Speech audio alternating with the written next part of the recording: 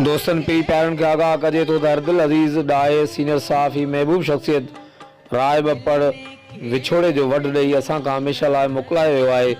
ज़िंदगी फ़ानी आहे पर जवानी जूं जुदाऊं अंदरि अधो अधु करे छॾनि थियूं।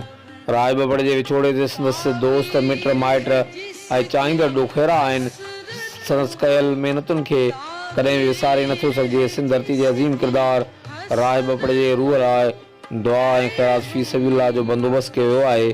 सो 11 फरवरी जुमे ॾियारे राय बपड़ जे बाणे ॻोठ मोरो पहुची खेसि ख़राज मोहब्बत पेश कंदा।